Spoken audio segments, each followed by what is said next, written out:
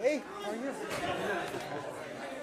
Looking good. Thank you, thank you. How's your mom? She's great, yeah. Even though she's left me to Washington, but This is my friend Kai. oh, hi. Very nice to meet you. Very nice to meet you. Welcome, everyone. Of course. Pink suit. There you go. Oh, you balanced it. Hey, how are you? Good, my dear. Thank you so much. Congratulations. Thank Yes. you. Appreciate it. It's great to have you here.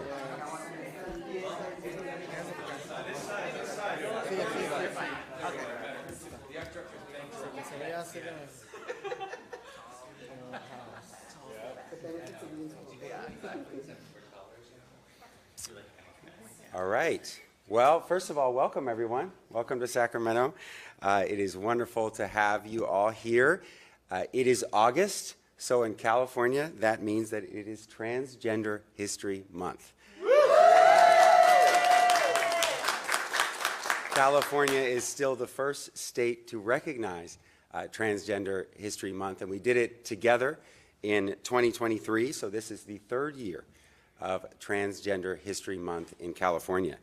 But as we know, Transgender History Month started initially in San Francisco in 2021, thanks to the courage of community leaders like Jupiter Peraza and so many others, including many who are here today. California is the first in the nation to recognize Transgender History Month, and we did it because we felt it was important to honor a community that has always been here, a community that has shaped our state's culture, our politics, our history, even when society tried to erase them. Trans people have been in California since California's earliest days. In 1775, Spanish soldier Pedro Fages documented the respected Joyas, indigenous Californians who embraced gender variance.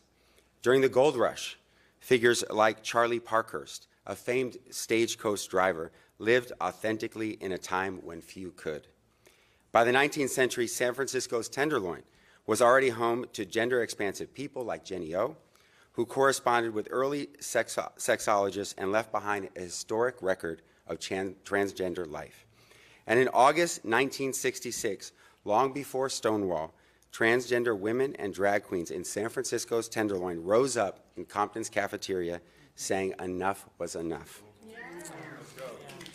That riot, one of the very first LGBTQ civil rights uprisings in the United States, is now recognized nationally as a turning point. Its legacy lives on in the world's first legally recognized transgender cultural district in San Francisco's Tenderloin, a neighborhood that I'm proud to represent and proud to live in.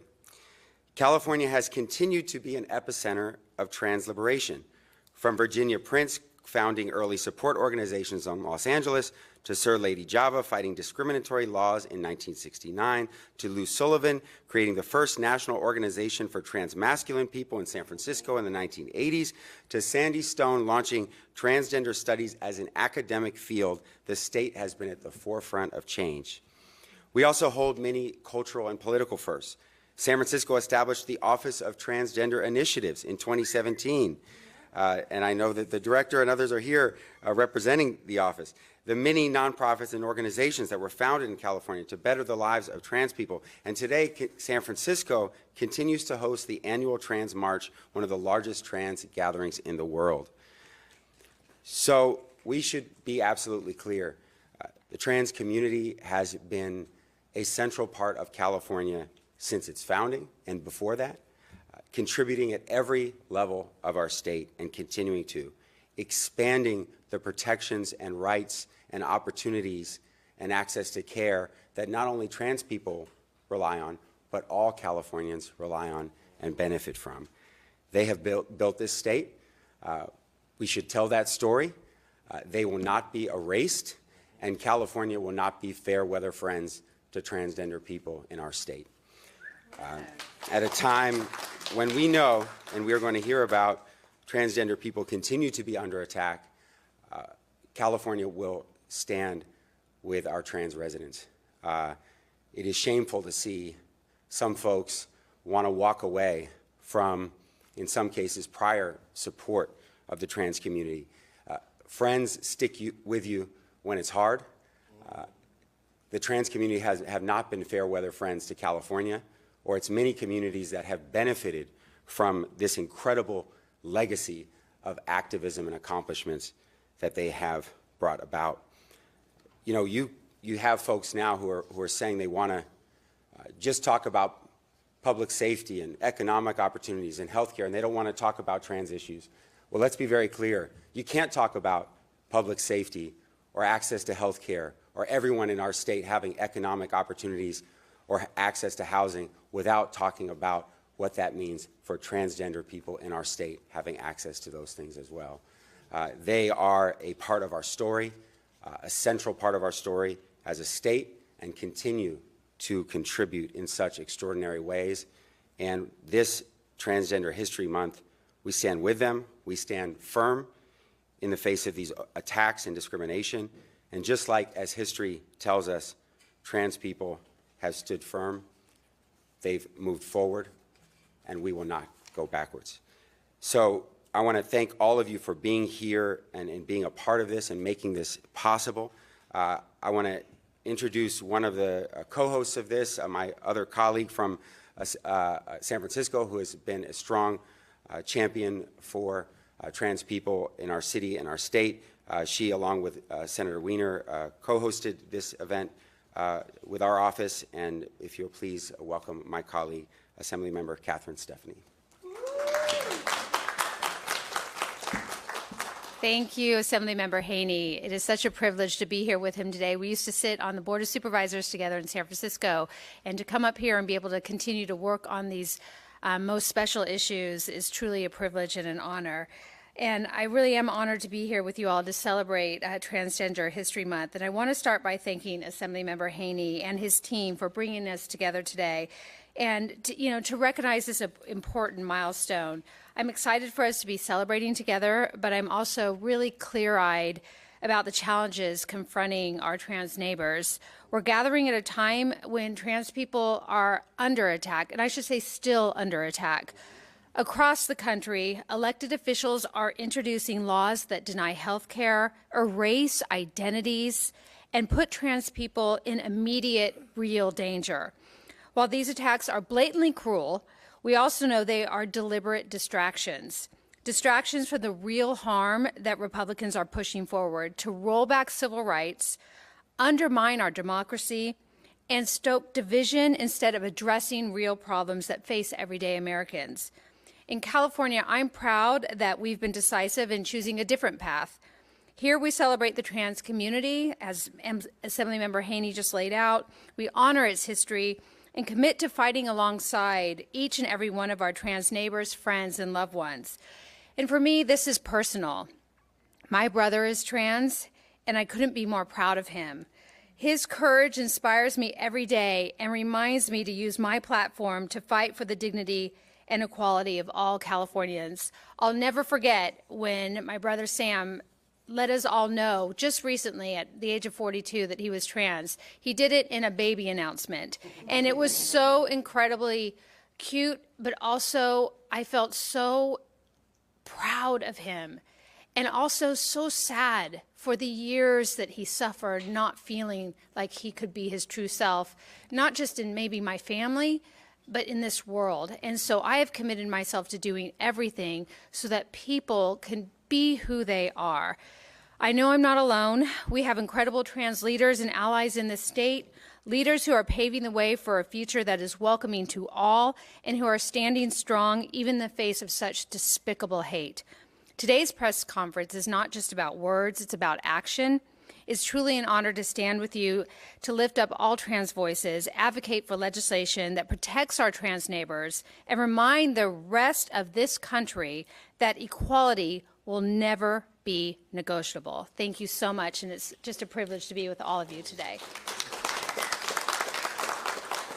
Thank you so much, Assemblymember Stephanie, for your leadership and for sharing your personal story as well. Another leader who has been at the forefront, champion for the transgender community here in the state legislature and has led on a number of pieces of legislation with just incredible courage, and is also a Bay Area member. My colleague, Assemblymember Lori Wilson. Yeah. Welcome.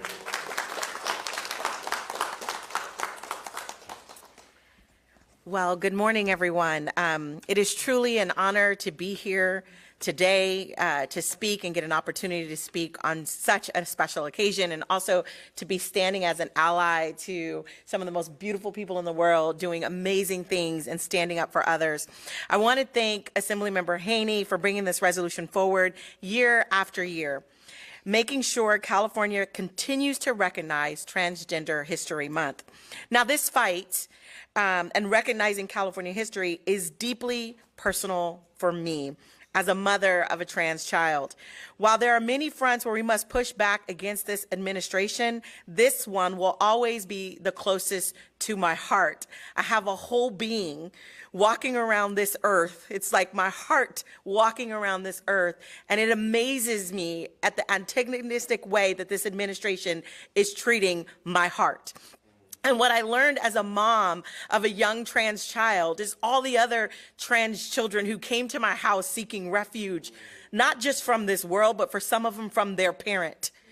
And so they're all my hearts. These are all my hearts walking around, because I want you to have the freedom to live in this country with full equality, but the freedom to be yourself, to love yourself, and that not be a crime. So my journey as an ally is not just about policy, it is about love and rooted in love. It is about the fierce love of a mother and the unshakable belief that every single person deserves to live authentically, joyfully, and safely. And we are living in challenging times, as both my colleagues have said, with the attempts across the country to erase or roll back the rights of trans people. But in the face of this, we stand, and we stand together and remind the world that trans people exist, they always have, and they always will. Trans joy is resistance. Trans happiness is revolutionary. We are in a revolution right now, and their joy and happiness is the forefront of that revolution. And as long as I have a platform, and that is for the rest of my life, just so you know, I'm not going nowhere.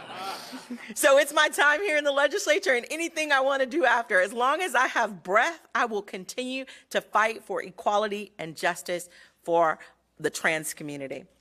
And once again, I have to thank Assemblymember Haney, Assemblymember Stephanie, Senator Wiener, and to every single ally that is here this morning, not just for recognizing this resolution, but for standing shoulder to shoulder with our trans community and affirming that their history and their joy and their future matters. And we have to stand with them, we have to fight with them, and we have to make sure that they can live authentically, joyfully, and safely. Thank you.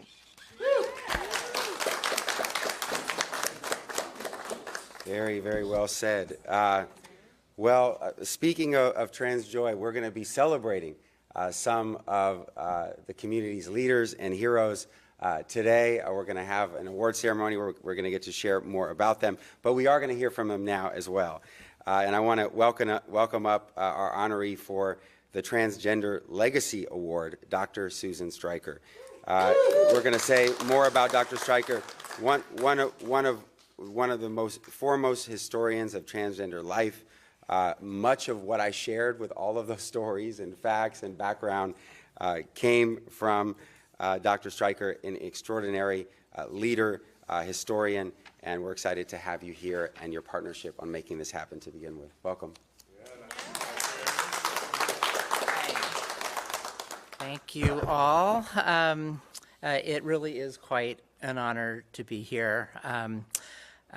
It has been a pleasure of my working life to have wanted to recover something about trans history for myself because I was curious, but to see work that I've done that was personally significant become significant to so many other people has just been one of my proudest accomplishments in life. You know, I just want to say something about, we're celebrating Trans History Month now in August, because of the Compton's Cafeteria riot. But when was the Compton's Cafeteria riot? We know it was August. We don't know the date, right? And we don't know the date because of the violence directed at the trans community to erase our existence, to not care about the fact that we lived, our lives were unrecorded. And so the evidence available to piece together has been quite fragmentary. You know, it's been a real forensic job to pull that together. So anyway, like I said, I feel so proud that the story is there and that people are using it for what they will. Because I think doing that work of remembering the past is itself a way to heal from violence, you know, to recover our stories. But that it's not enough to remember the past. It's to use that knowledge in the present to make history of our own.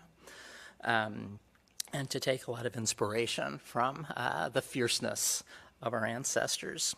You know, I do want to say one thing before I step away from the podium. It's like I want to bite the hand that feeds me just a little bit because I'm old and I'm allowed. Which is that I watch the political discourse in this country right now, and so many people in the Democratic Party on the supposed left are quite willing to throw trans people under the bus. Yeah.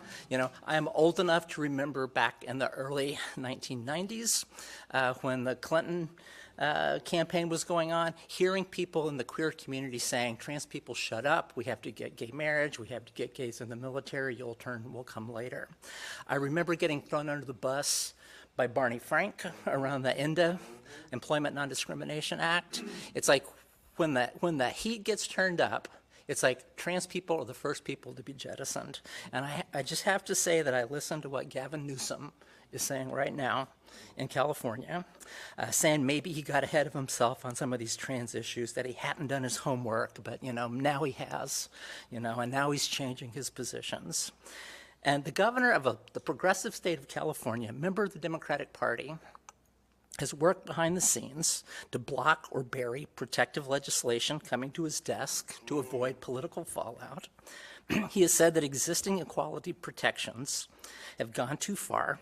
He claims not to understand the pronoun controversy, has embraced right-wing talking points about incarcerated trans people, athletes, and minors. He's relied on biased and discredited information from the Cass report written by gender-critical transphobes in England to suggest revising policy on healthcare, including denying transition-related care to people under the age of 25. He has gone on right-wing podcasts and said that maybe he was too quick to support some issues, but now he's more open-minded and is willing to roll some things back. Well, so I want to put on all of the academic drag that I have. I want to, you know, I want to say I'm a very casual person. I don't wear the actual drag all that often. But, you know, I do have that PhD initials after my name. You know, I am a doctor from the University of California at Berkeley. I have had appointments at Stanford and Harvard, and I want to just marshal all of that cultural capital that is available to me to tell the governor of the state of California that he did not do his homework well enough, and he would fail my class if he was there. It is really important to remember, to know your history, because knowing your history gives you the information that helps you create an accurate narrative to push back against the deliberate bullshit that paints our lives in a false light. It's good to commemorate our history, but it is not good enough to commemorate our history. We must use that history in the present to make history anew. We need to make history in the state houses and city halls when we can, but when we can't, we need to make our history in the streets. Thank you.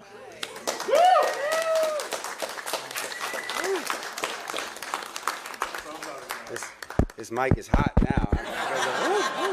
Cool off for a second. Let me, woo. All right. All right. Well, I want to introduce our second awardee, again, who we're going to have the opportunity to celebrate further after this. But very, very proud to have Bambi Salcedo with us, a Mexican-American transgender Latina activist whose impact cannot be overstated, President and CEO of the Trans Latina Coalition. Welcome, Bambi. Yeah.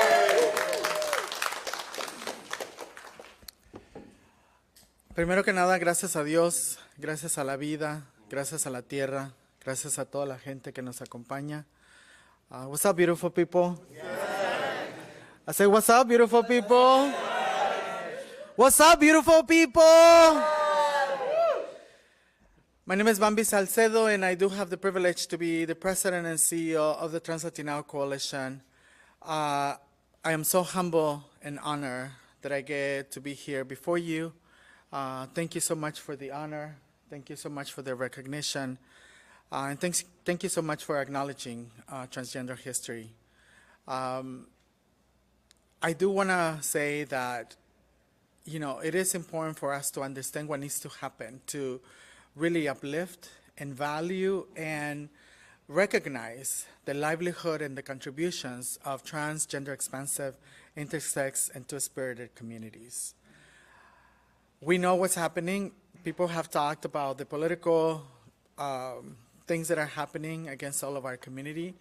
And we are seeing a migration of trans people coming to our states. And the question is, how are we going to support people who are coming to our state if we are not able to support the people who are already living here? Our community continues to be at the bottom of the totem pole when it comes to social issues. We are one of the most poor people in the world. We have the highest infection of HIV, particularly among trans women of color. We continue to be denied accessibility to employment, to school, to healthcare, all of those things that continue to keep us in the margins. And I appreciate the recognition, and thank you again so much. But what we need to really do, it really is to make an intentional investment in the lives of trans, gender expansive, intersex, and two-spirited people. Passing legislation and passing resolutions and all of that will not support the livelihood of our community and will not support for us to be at a better place within our society. We deserve to be integrated into the tapestry of our society. And if you see in the last 10 years, the little gains that we have gotten, we have an administration that on the first day declared that there were only two sexes. That was an intention to eliminate our existence. And if I can give a message to all trans, gender expansive, intersex, and two-spirited people, to let you know that we will overcome, that there's a whole community who are fighting for all of you, particularly young people.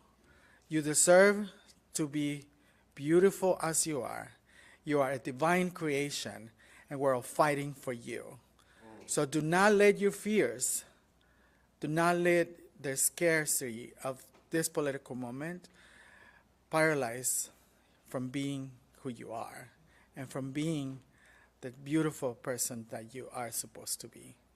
Thank you so much for the opportunity to be here, and thank you so much to everyone. Thank you very much. Wow. Thank you, Bambi. Thank you, Dr. Stryker. And thank you to all of the incredible trans leaders who are here with us today, who came from all over the state, many from San Francisco, but not only from San Francisco. And we want to be very clear. Today we are celebrating the trans community. We're celebrating leaders like the ones who are up here, but we are also committing to the work ahead. And as with any struggle, we look to our history for guidance and lessons. And one thing that we see over and over again is that the trans community has not backed down. They've stood up not only for their own identity and dignity and worth and value and rights, but for all of us. And so when you look at that history and you see, as we heard, folks who are backing away from this community, willing to throw them under the bus when this community has made our state better, it's made our laws stronger, it's protected rights for all of us, and so now is a time when we must stand with the transgender community. And unfortunately, some of that fight has to be even in how history is told. so much of what happens when a community is attacked is there's an attempt to write them out of history. And today, my colleagues and I will stand on the floor of the state legislature and say, trans people are here, and they've always been here. Whatever stories you want to tell, whatever fabrication and lies, as Dr. Stryker said, folks want to tell, the truth is the truth, the facts are the facts, and this is the history. And so we will tell that history, and one thing I want to share, one of the things that I've always found to be so incredibly powerful when we have these debates and when we're working on legislation and we're fighting for stronger laws for the trans community here, often our colleague, some of our colleagues will stand up and say, well, this is a psychological thing, or this is a new identity, or all of this misinformation and ignorance that comes up. And one of our colleagues, we have one colleague who is Native American, Assemblymember James Ramos. And when they say this is a new identity, this is new, he stands up and says, well, some of you all are new. My people have been here. And what I could tell you is there have always been trans people in my community, among the first people of California and the first people of this land. Two-spirited people, people who have been a part of the stories and the understanding of who the first people of California are. So when we talk about trans history in California, let's also talk about the fact that there are people here for many, many, many thousands of years, and they have an understanding that trans people have always been a part of their communities and their history. So that's something that we will do today, but I also want to say this would not have happened without you all. When the story of trans people in California is told, and this is a part of it, you all came together and made this happen, and we'll have further time to honor all of the organizations who made this happen, and we're very proud as your state legislators to be here introducing it and speaking on it, but we also, hopefully, in the very near future, will have a transgender legislator who can lead this work, and the trans community should be represented on the floor of the State Assembly, and I will be very proud when we have the opportunity to pass that on to that leader, and it may be somebody who is standing behind us here. So thank you all again for coming. Happy. Anybody, you can raise your hand if anybody wants. You can announce right here if you want. You ready? You want to run? I think I can do better on the outside. Okay, all right, okay. I understand that. So thank you again. Happy Transgender History Month, and thank you. Thank you. Good? All right. Should we take a photo while we're all...